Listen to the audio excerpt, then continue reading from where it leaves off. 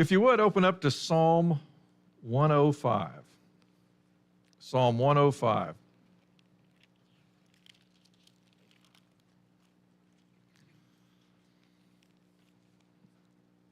As now, of course, with last week, the story that came in with Judah and his wife, the daughter of Shua, their three sons, Onan, and Shelah, and then Tamar, as how she fit into those things. The stories that are in Genesis 38 probably cover a span of at least 20 to 30 years.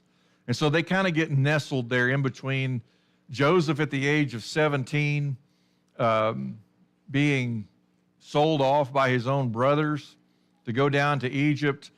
The story fits in there to understand here's the lineage of Jesus, to see who Jesus is, how those things came to be, being a descendant through Judah, and then, of course, through Perez. As we pick up and continue with the story of Joseph through the rest of the book of Genesis, just a couple of verses here in Psalm 105, they give you a little bit of insight. I hope you can kind of appreciate it whenever you read a story in the Old Testament, and then you can turn over to something in another place in Scripture and gain a little insight into what's going on, what's God's motive behind some things. And so often, those are the aspects that we long to know about, even within our own lives. Then, notice here in Psalm 105, look at verse 16. It says, "And he called for a famine upon the land. He broke the whole staff of bread. He sent a man before them, Joseph, who was sold as a slave. They afflicted his feet with fetters. He himself was laid in irons, until the time that his word came to pass. The word of the Lord tested him." A couple of things. Of course, you know that this is already referring to events yet to come in the book of Genesis, about the famine that's going to come for 7 years. Well, 7 years of fat first, 7 years of lean. And yet here it is talking about how God's going to provide for his people. And now looking back through this, what's written here in Psalm 105, he says, he called for a famine upon the land and he broke the whole staff of bread. To think of, he completely changed everything. And you think about in terms of bringing a famine upon the earth and going, why would he do this? You see what he's doing here. Then verse 17, he sent a man before them, Joseph, who we know, who was sold as a slave. And to go, Joseph was sent there to be a deliverer for his people. And so as you notice, and we read through more and more chapters through the end of the book of Genesis, make sure you see Joseph as a deliverer. He is laying a foundation to deliver his people in a similar parallel fashion, but not the exact same way, to see what Jesus did for us. A deliverer, someone who provided in a way you couldn't provide for yourself. And then to notice this aspect, of course, what you see with Joseph is physical, what you see with Jesus is spiritual. It says, then verse 18, it says, they afflicted his feet with fetters. He himself was laid in irons. And wherever you stop and think about Joseph, it never brings up fetters and irons whenever you read through the book of Genesis. And so probably when we get a little bit later in Genesis 39, to see an opportunity where he would easily be put in fetters and irons while he's doing what is righteous and good. And so then, specifically, notice here, it says, he himself was laid in irons, verse 19, until the time that his word came to pass. And notice that his is a lowercase h. So understand what his words are. The dreams that God gave to Joseph. He told him about these things. And yet, here it's going to come to pass. To see these things as his own family members are going to be bowing down before him. And there's a deliverance that comes with it. But specifically, look at the end of verse 19. It says, the word of the Lord, the covenant God, he says, tested him. When you think about the things that Joseph has to endure, I hope you come back to the idea of testing. Don't think of this in terms of temptation, but think of this as testing, a refinement. And to see these difficulties that Joseph goes through and going, look at what God is aiming to do. The covenant God who's made these promises. look at what he's going to do in the life of Joseph.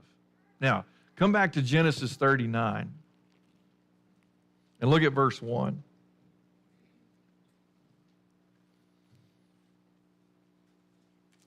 Genesis 39, look at verse 1.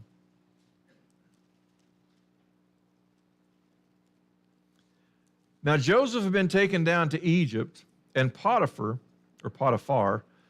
an Egyptian officer of Pharaoh, the captain of the bodyguard, bought him from the Ishmaelites who had taken him down there. Real quickly, you get to see how things have unfolded in the life of Joseph. So often we have things that are moments of testing in our own lives. It's not that God ever tempts us. We know that's not the case from James chapter 1. But there are things that come through in life that you look at and you go, am I going to walk by faith or am I going to just give up? And they can be all kinds of situations. We've mentioned some even tonight in our prayer requests. But medical situations can come up. And here's an opportunity. Am I going to walk by faith and trust what God's doing? It doesn't always guarantee that I'm going to be healed. But am I going to walk by faith? Sometimes a job opportunity hits, or sometimes you lose a job for doing what's right. And you go, oh, am I really going to rely upon the Lord? Or am I going to start grasping at straws to do things that are underhanded? And realize, here's these situations, because so often in times of testing, it's not times that are easy. It's times that are rather difficult and hard, and sometimes even excruciating, and really, really hard. Now, notice here it talks about Joseph, sold off by his own family. Can you imagine that? I mean, there are probably moments in our lives where we could imagine that because of our stupidity or our wickedness. But to be doing what your father had told you to do, to go up and get a report. And because of that, here you are being carried down, being sold as a slave.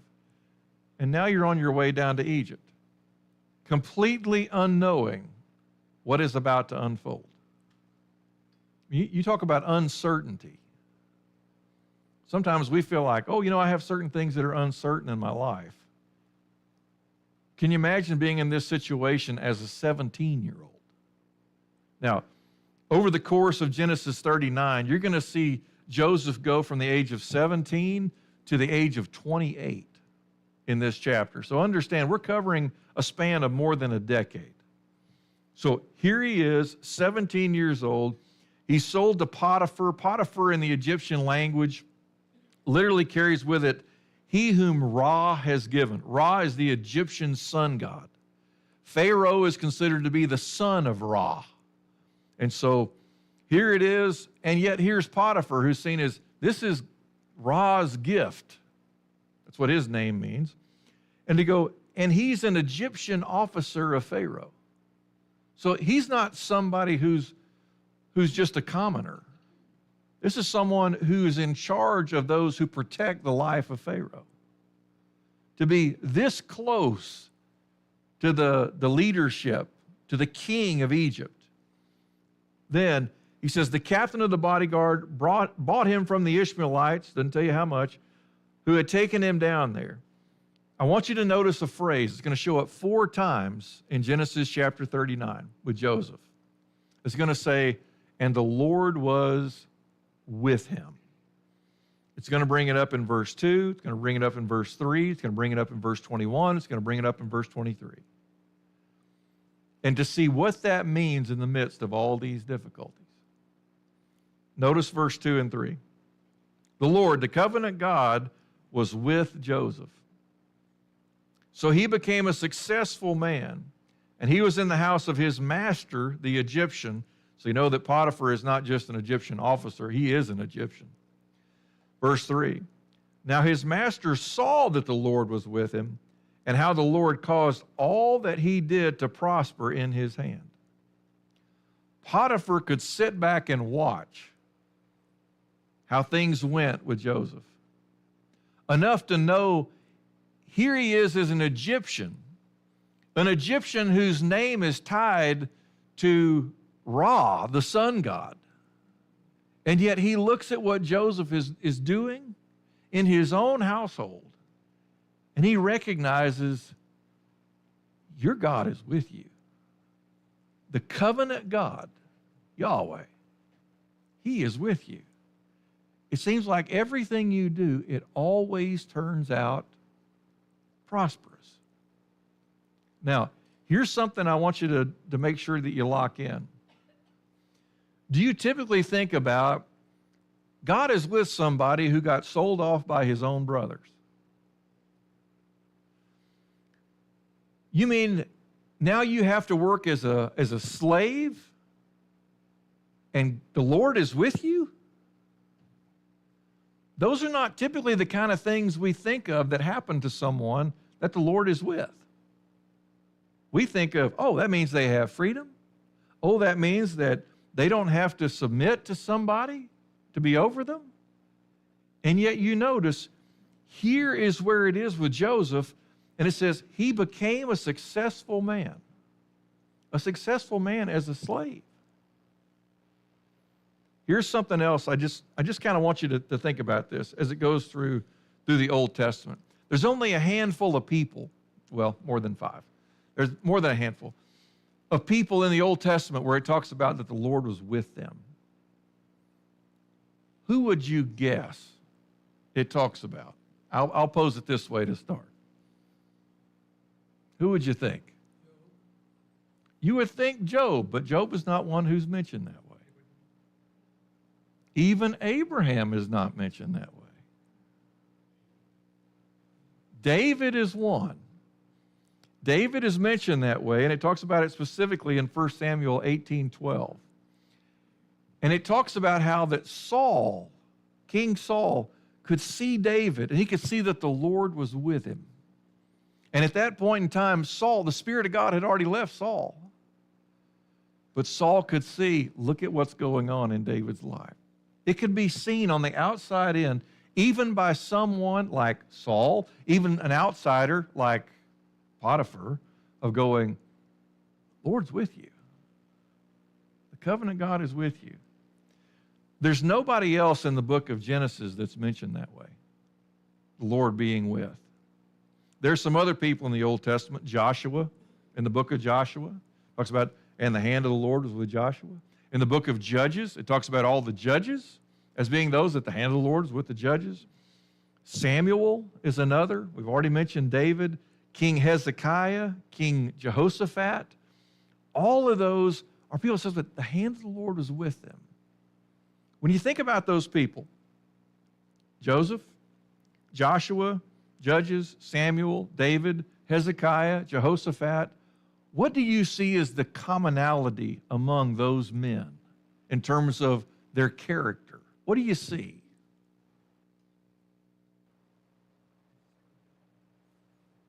They serve God. They're faithful. What else do you see? Yeah, even whenever they mess up, even whenever they sin, they turn back to do what's right.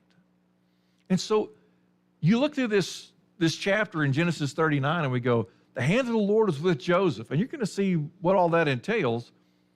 But going, does it start to make you ask the question, do I want the Lord to be with me? Because if you look at how things turn out for Joseph and Joshua and the judges and David and Hezekiah and Jehoshaphat, how does it turn out for them? It turns out well, with rare exception. And you start thinking, the hand of the Lord being with you doesn't mean everything is easy. It doesn't mean, okay, everything goes my way. Which is for some reason the way we think about it. Like if the hand of the Lord is with me, then things are going to go great. And notice it talks about him as being prosperous. Joseph. Let's take a look at a New Testament example. Look over at Acts chapter 11.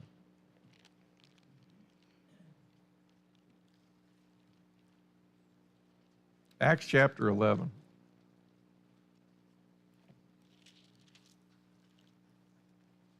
Look down at verse 19. Acts chapter 11, verse 19.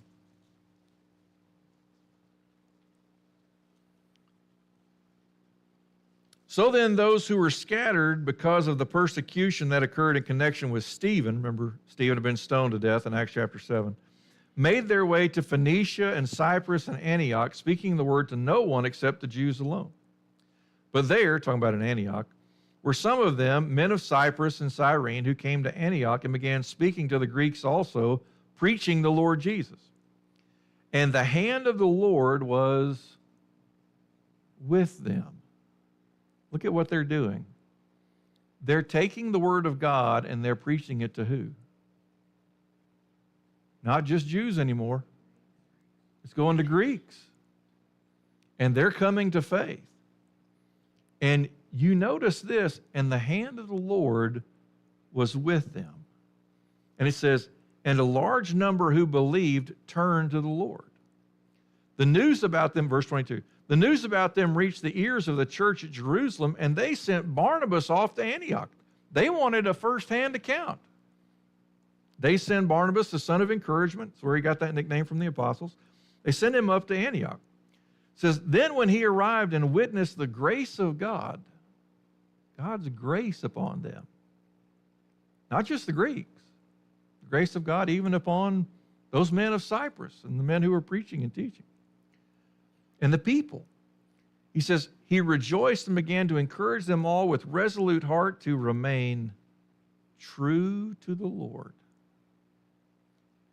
If you want to have the hand of the Lord with you, what must you be? You've got to be true to the Lord. When you think about Joseph, is he true to the Lord? When you think about Samuel, is he true to the Lord? When you think about David, is he true to the Lord? We know there's an exception there, but he turns back. You start noticing in Hezekiah, Jehoshaphat, you see this pattern as it goes through. But let me tell you about something even better. It talks about here, and this is the only time in the New Testament where it uses that phrase. What is better than having the hand of the Lord with you? To have God in you. Not just be with you, but to be in you. Jesus even talks about it with his 11. He says that I will be in you and you will be in me and we will be in my Father. Now, look at the Gospel of John. Look at John chapter 17.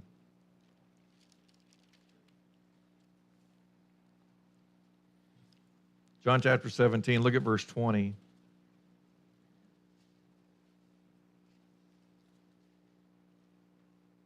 Actually, go back to verse 19. He says, for their sakes, talking about his apostles, he says, for their sakes I sanctify myself, that they themselves also may be sanctified in truth. He says, if I don't show them what this looks like, how will they ever be sanctified? He says, truth. He says, that they themselves also may be sanctified in truth. Notice who's got to make a choice. They do. Verse 20. I do not ask on behalf of these alone, not just the 11. He says, but for those also who believe in me through their word. He says, because they're going to go out and preach and teach about me, the truth. He says, and people are going to believe. He says, I'm praying for those people. Guess who that is? You ever read any of the writings of the apostles? You ever read 1st, 2nd Peter? John, 1st, 2nd, 3rd John? Revelation? Ever read James? You start noticing, this is us. Jesus was praying for us. Included with all the rest who come to believe through their word. Verse 21. That they may all be one, even as you, Father, are in me. He says, I want them to be one like I am in you. How one is that? Can you be any more unified than that? It's going to have to rally around truth. And we're going to have to choose truth. So they may be. So we're going to have to choose. He says that they may all be one, even as you, Father, are in me and I in you, that they also may be in us. That's much better than the Lord being with you. That's the Lord in. He says, so that the world may believe that you sent me. He says, and that's the reason why. That those who come to faith will know that God, you sent me, Jesus, to the earth to do these things. Now, come back to Genesis chapter 39. So you see this oneness. And so we look back through the Old Testament, and this idea of the Lord's hand being with you, or the Lord was with someone, is really more so of an Old Testament idea than a New Testament. When we read the one exception there in Acts chapter 11, and you can see why. They were going to say, we're going to hold to who Jesus is. So, you notice here in Genesis 39, verse 2, the Lord was with Joseph, so he became a successful man. Here's why he becomes successful. He's going to do things God's way, working off of God's wisdom, not his own. He says, so he became a successful man, and he was in the house of his master, the Egyptian, Potiphar. Now his master saw that the Lord was with him, and how the Lord caused all that he did to prosper in his hand. Can you imagine? It's like every time I turn around, something else is going prosperous. Verse 4. So Joseph found favor in his sight and became his personal servant. And he made him overseer over his house, and all that he owned he put in his charge. So Potiphar doesn't just say, hey, that's great. He says, how about we put you over more?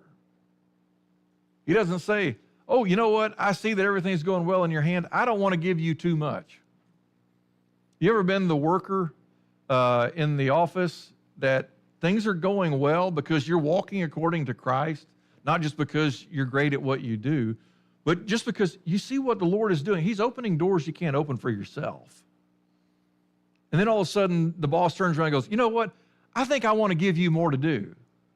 And you're sitting there thinking, whew, there's so much already.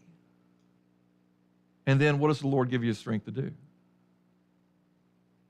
He gives you the strength to do it so that you know where the strength comes from, right? Here's Joseph. Everything that you have. And Potiphar's response, I'll just give you everything over to you, and you'll make everything prosper. It'll be great for me. Now, notice how it continues on. Verse 5. It came about that from the time he made him overseer in his house and over all that he owned, the covenant God, the Lord, blessed the Egyptian's house on account of Joseph. Thus the Lord's blessing was upon all that he owned in the house and in the field, which tells you this was probably a statement of Potiphar noticed this over the course of multiple years. It's not like you just have one good crop and go, man, that guy's really good at what he does. You're like, well, you know, it's just 1 year. And then all of a sudden it starts to stack up, and you go, in 2 years, 3 years?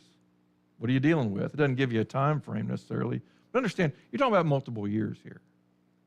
So, does this seem like someone who's favored of God, that you're working and striving hard for your master, and then all of a sudden he gives you more to do? Does that feel like, oh, the favor of God? No. Now, he's talking about the favor of Pharaoh here, of Potiphar, but going, man, the Lord is with me, and this is what happens? It's amazing how that thought of going, I thought the Lord is with me. Why are things getting harder? What is God doing with Joseph? Preparing him. He's refining him. He's testing him. Just like what it said in Psalm 105. So don't think just because situations get more difficult. How many times are we so lacking in faith and so wrapped up in self that whenever difficult times come, we go, why is the hand of the Lord against me? when really what's going on is of our benefit. Chuck.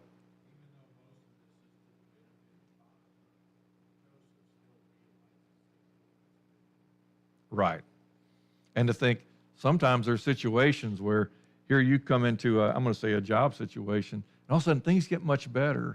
And people see that, but they don't really understand that it was the Lord is what was granting things in the midst of this until you leave. They go, what happened?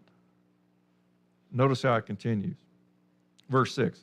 So he left everything he owned in Joseph's charge, and with him there he did not concern himself with anything except for the food that he ate. He's like, the only thing I care about is what I eat. Everything else, Joseph takes care of. Seemed like a pretty good life for him until you realize some other things. Then notice the tail end of verse 6. First time it gives you anything to say about Joseph's appearance. It says, now Joseph was handsome in form and appearance. And you realize he's a handsome guy. And you look at that, and I go, I don't necessarily, think of that just by itself, but you go, Rachel was talked about as being beautiful in form and face. And of course, here's Joseph, son of Rachel, and going, he's a handsome guy. And so often we think about people maybe who are attractive in a physical sense of going, oh, that'd be so great. Well, you're about to see something completely different. You're going to see something that goes, maybe this isn't the most wonderful blessing to have. Handsome in form and appearance. I want to assume that he's kind of muscular, but it doesn't say that. Verse 7. It came about after these events that his master's wife looked with desire at Joseph, and she said, lie with me. Well, that's not so much fun to be handsome now. Here's your master's wife. Everything's been given into your control in the household. And now here she comes. And notice, she's not just kind of tiptoeing through the tulips here. She says, how about you lie down with me? Whoa. I mean, these are kind of those moments that you don't always go, okay, I see this is coming. Here's the situation. And notice where Joseph's mind is. He doesn't go, and notice it doesn't say anything about how she looks. That's not the point of the story. But look at his mindset. Have you ever had times where a situation pops up and you fumble about your words, you can hardly put things together, and when it's all said and done, you go, oh, I wish I'd thought of something better to say. Look at where Joseph's heart and his mind are. You realize why he has favor. You realize why the Lord is with him. Because look at where he goes with this. Verse 8. But he refused. He didn't even entertain the idea. But he refused and said to his master's wife, behold, with me here my master does not concern himself with anything in the house, and he has put all that he owns in my charge. He says, I stand in a place of authority that your husband has given to me. Verse 9, there is no one greater in this house than I. Oh, what's he saying about Potiphar's wife? You're not greater than me. I don't have to obey your command. Wow. You talk about standing for something that's right, even when you may suffer for it. Is this what the Lord being with you is like? You get put in these difficult situations and you have to choose. Am I going to walk by faith? Now, Joseph isn't a married man. He's not going to be married for at least another 10 years. He's going to be in his 30s by the time he gets married. You think about, here's a man who's probably in his early 20s at this point in the story, and going, here's a woman that wants to lie down with you. He says, there's no one greater in this house than I, and he has withheld nothing from me except you. He says, you're the only thing that I'm not in charge of. Only one. He says, because you are his wife. How then could I do this great evil and sin against God? The recognition of knowing if I do this, I'm sinning against God, the very one who is with me. Have we come to that realization yet that sin is not really against people? It can also be against people. But the sin's really against God. Sin is an attack on the wisdom of God. We're saying to God, lying is better. Saying to God that not honoring someone else's marriage vow is better. You go, sin is where we're telling God you're wrong. You got it wrong. Is that really the way we see sin? Because that's the way we should see it. And it might change your attitude toward it. Instead of going, you can always ask for forgiveness. Yeah, but how much are you going to pay for it? It's not free. He says, how then could I do this great evil? He doesn't even just say it's evil. He says it's great evil in terms of adultery and sin against God. And notice, he makes this statement. And you might think, well, man, that's the end of that. But it's not. Verse 10. As she spoke to Joseph day after day, he did not listen to her to lie beside her or be with her. He didn't even want to be with her. And to think, here's the erosion she's hoping to cause. Which tells you how attractive she thought Joseph was. She didn't give up at the first time. Day after day after day after day. What is Joseph learning? What's he learning? Self-control, endurance. Sin doesn't let up.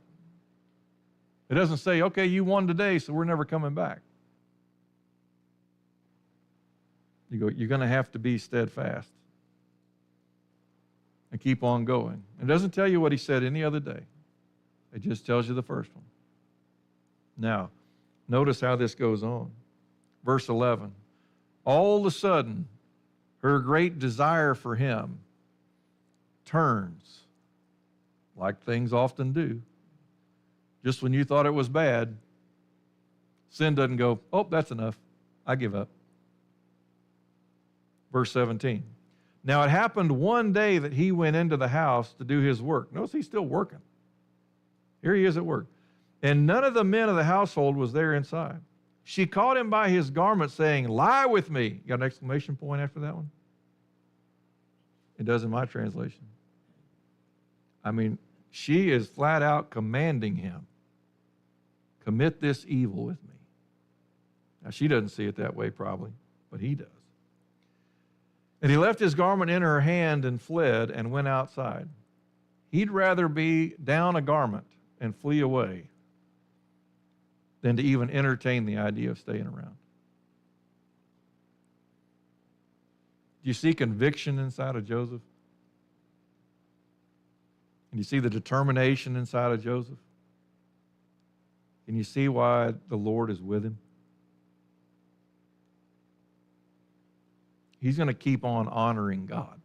And notice that is the reason why he's doing the things he's doing, or not doing the things he's abstaining from. This is what's going on inside of Joseph. Verse 13. When she saw that he had left his garment in her hand and had fled outside, she called to the men of her household and said to them, see, he has brought in a Hebrew to us to make sport of us, amusement. Look at what he's done. Talking about her own husband. She really loves him, doesn't she? She says, he came in to me to lie with me, and I screamed. When he heard that I raised my voice and screamed, he left his garment beside me and fled and went outside. Here you are, doing what is righteous. And now you have somebody who is in authority who lies against you. Does it feel like the Lord is with you? In those moments, our brain goes somewhere else at times, doesn't it? We don't think about the words of Jesus where he says, "Blessed are you when you are persecuted and insulted for my name's sake." He says, you should rejoice and be happy. A lot of times we go, if the Lord is with me, I wouldn't have to go through this. Because we're not thinking in terms of refinement. We got to see this life in terms of the difficulties of going, what's God trying to refine in me? How's he going to really make my faith more concise and stronger and more potent? And that's exactly what James 1 talks about. But notice it here. He's enduring these hardships, and the Lord is with him. It tells you in these moments, it's about the choices that we're making. Then it continues on, verse 16. So she left his garment beside her until her master came home. She was holding on to that thing. Verse 17, then she spoke to him, her husband, with these words, the Hebrew slave whom you brought to us came in to me to make sport of me. And as I raised my voice and screamed, he left his garment beside me and fled outside. And now she tells this lie right to her husband. What does her husband know about Joseph? Everything that he does, I put in his hands. He's as trustworthy as they come, more trustworthy than any Egyptian in his household. And look at what he's brought me. He's brought me a prosperous existence on every front. And now you're coming telling me that this is what he did? And he believes her. Because notice the next verse. Verse 19. Now when his master heard the words of his wife, which she spoke to him, saying, this is what your slave did to me, his anger burned. Now, you think about that kind of statement, and you go, this is somebody who's enraged at me for doing what's right? Does it really feel like the Lord is with me? Because he is. Because you stand to do what is true. You stand to do what is righteous. You stand to do what is holy. And to go, that is what gives you strength in the moment. Because that's who the Lord gives his grace to. If he gives in to Potiphar's wife, can you imagine where this story goes? Uphill or downhill? Downhill pretty fast. And you realize in these situations, we got to change the way we see this existence. Of seeing these difficulties as opportunities, rather than seeing them as, what did I do to deserve this? We're a child of God, and he's trying to refine within us things that are eternal. And if we could just see that eternal, boy, it would change the way we see our existence here. All right. Lord willing, to come back next week, we'll pick up in verse 19 and move forward. Have a good week.